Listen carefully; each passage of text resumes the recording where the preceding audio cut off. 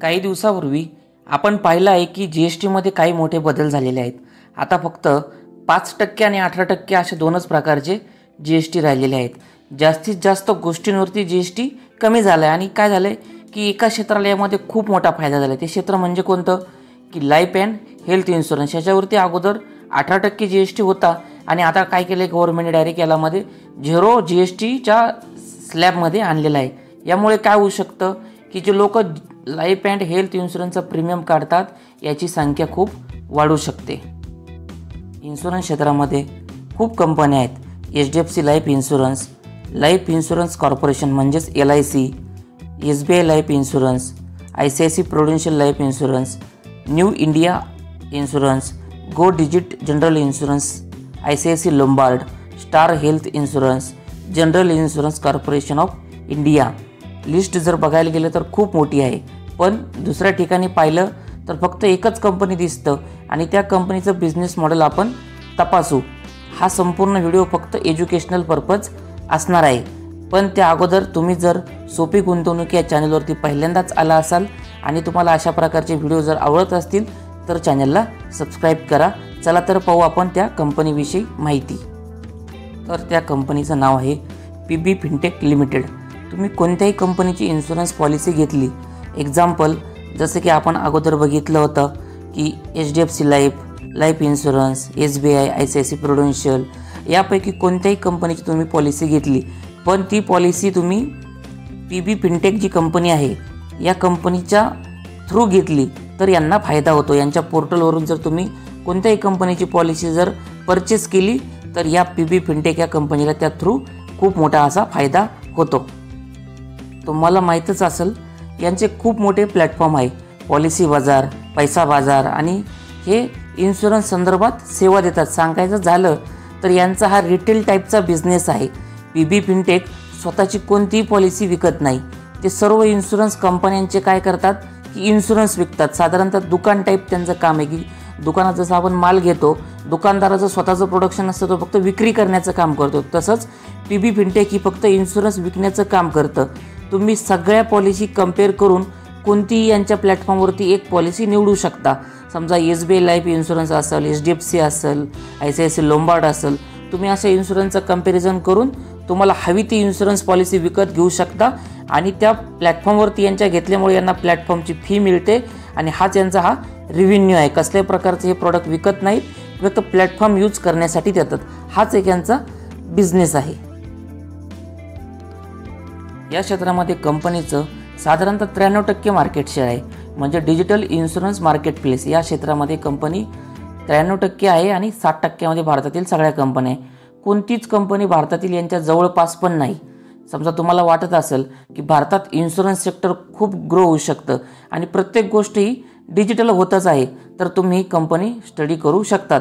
आता या कंपनीचा जो मोस्ट ऑफ रेव्हेन्यू जर बघितला तुम्ही तर 88% रेव्हेन्यू या कंपनीचा इन्शुरन्स क्षेत्रामध्ये आहे आणि 12% फक्त जो त्यांचा रेव्हेन्यू जनरेट होतो ते अदर सेक्टरमधून यांना रेव्हेन्यू मिळत आहे। आपण कंपनीच्या फायनान्शियलबद्दल माहिती घेणार आहोत। कंपनीचं साधारणतः मार्केट कॅप जे आहे 83,000 कोटीचा मार्केट कॅप आहे, म्हणजे लार्ज टाईप प्रकारची कंपनी आहे। कंपनीची करंट प्राईस आहे 1822 रुपये, हाय आहे 2255 रुपये आणि लो आहे 1311 रुपये।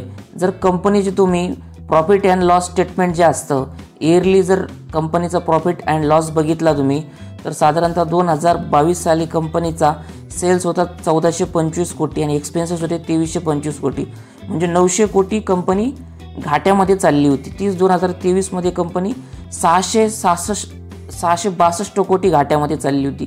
तीच कंपनी 2024 मध्ये 188 कोटी घाट्यामध्ये चालली होती आणि कंपनी प्रॉफिटमध्ये आली 2025 मध्ये 94 कोटी हा कंपनीनं प्रॉफिट दाखवला आणि इस्टिमेटेड प्रॉफिट काय आहे 2026 साठीचा फायनान्शियल इयरचा तर 167 कोटी हा इस्टिमेटेड प्रॉफिट अशा प्रकारचा दाखवला आहे। तुम्ही जर 22, 23, 24 असं निरीक्षण केलं तर कंपनीचा लॉस हा तुम्हाला खूप दिसतोय। ह्या टेक कंपन्या असतील, डिजिटल स्वरूपाच्या कंपन्या असतील, या कंपन्या काय करतात की अगोदर कस्टमरवरती स्पेंड करतात आणि कस्टमरला सवय लावतात, त्यांच्या मोबाईलमध्ये आपले ॲप येतीलच याची व्यवस्था करतात आणि त्यानंतर त्यांचा प्लॅटफॉर्म फी चालू करतात। उदाहरणार्थ स्विगी, झोमॅटो यांनी प्लॅटफॉर्म फी अगोदर 2 रुपये ठेवली, नंतर 3 रुपये, 4 रुपये आणि आता तर एकदम तुम्ही पाहतच असाल की स्विगी आणि झोमॅटोच्या ऑर्डर किती महाग जात आहेत. तर लोकांना सवय लागली, लोक यूज करत आहे. नंतर आपण पाहणार आहोत की कंपनीवरती कर्ज किती आहे. तर साधारणतः मार्च 2025 आणि बॉरोविंगच्या कॉलममध्ये जर खाली गेला तुम्ही तर तुम्हाला 322 कोटी रुपयाचं कर्ज कंपनीवरती दिसतंय. लार्ज कॅप कंपनी आहे, 80,000 कोटी प्लस मार्केट कॅप आहे. त्या मानानं 322 कोटी म्हणजे डेप्थ फ्री अशा प्रकारची कंपनी आहे. या कंपन्यांमध्ये काय होतं की यांना सिमेंट, स्टील असं कसलाही खर्च करायचा नसतो. यांना फक्त एक लॅपटॉप जरी असेल त्या लॅपटॉपच्या जीवावरती यांचा मोठा प्रोजेक्ट बनतो आहे. त्यामुळे यांना कसल्याही प्रकारची पैशाची गुंतवणूक करायची नसते. फक्त टेक्नॉलॉजीवरती आणि इन्फॉर्मेशनवरतीच यांना गुंतवणूक करायची असते. त्यामुळे या कंपन्या खूप ग्रो होतात. यांच्यावरती कर्ज बऱ्यापैकी नसतं टेक कंपन्यांवरती. तर नंतरचा जो पार्ट आहे की जो शेअर होल्डिंग पॅटर्न आहे तो एक महत्त्वाचा असतो. याच्यामध्ये FIs आहे 46%, DIs आहे 23%, पब्लिक आहे 29% आणि ऑदर्स. तर याच्यात प्रमोटर तुम्हाला दिसणार नाही. FIs आणि DIs हे जे संस्थानं आहेत, 2 इन्स्टिट्यूशन म्हणू शकतो किंवा संस्थान म्हणू शकतो, तर हे 70%च्या आसपास आहे. FIs आणि DIs मिळून 70% आणि पब्लिक 30% अशा प्रकारची यांची होल्डिंग आहे. तर याच्यात मॅनेजमेंट कोण बघतं, तर याच्यासाठी एक वेल मॅनेजमेंट सिस्टम बसवलेली असते की एक CEO, मॅनेजर, MD अशा प्रकारचे एक हुशार लोक बसवलेले असतात आणि तेच या कंपन्यांचं मार्केट बघत असतात, मॅनेजमेंट बघत असतात. तुम्हाला जर व्हिडिओ आवडला असेल तर चॅनलला सबस्क्राईब करा आणि तुमचे काही प्रश्न असतील तर कमेंट करा. धन्यवाद.